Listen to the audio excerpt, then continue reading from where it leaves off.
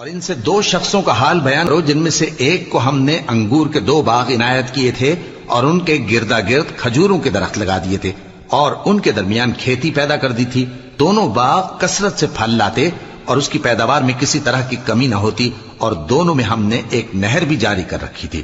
اور اس طرح اس شخص کو ان کی پیداوار ملتی رہتی تھی. تو ایک دن جبکہ وہ اپنے دوست سے باتیں کر رہا تھا کہنے لگا کہ میں تم سے مال و دولت میں بھی زیادہ ہوں اور جتھے اور جماعت کے لحاظ سے بھی زیادہ عزت والا ہوں. اور ایسی شیخیوں سے اپنے حق میں ظلم کرتا ہوا اپنے باغ میں داخل ہوا. کہنے لگا کہ میں نہیں خیال کرتا کہ یہ باغ کبھی تباہ ہو اور نہ خیال کرتا ہوں کہ قیامت برپا ہو، اور اگر میں اپنے پروردگار کی طرف لوٹایا بھی جاؤں تو وہاں ضرور اس سے اچھی جگہ پاؤں گا.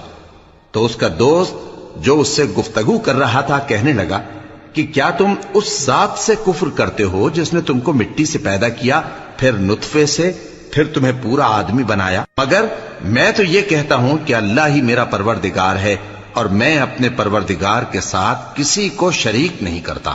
اور جب تم اپنے باغ میں داخل ہوئے تو تم نے ماشاء اللہ لا قوت الا باللہ کیوں نہ کہا؟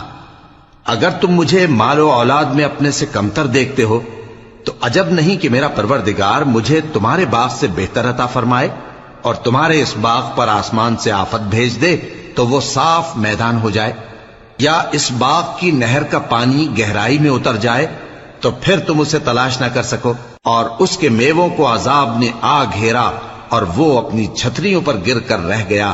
تو جو مال اس نے اس پر خرچ کیا تھا اس پر حسرت سے ہاتھ ملنے لگا اور کہنے لگا کہ کاش میں اپنے پروردگار کے ساتھ کسی کو شریک نہ بناتا. اس وقت اللہ کے سوا کوئی جماعت اس کی مددگار نہ ہوئی اور نہ وہ بدلہ لے سکا. یہاں سے ثابت ہوا کہ حکومت سب اللہ کی ہے. جو معبود برحق ہے وہی بہترین ثواب عطا کرنے والا اور بہترین انجام لانے والا ہے.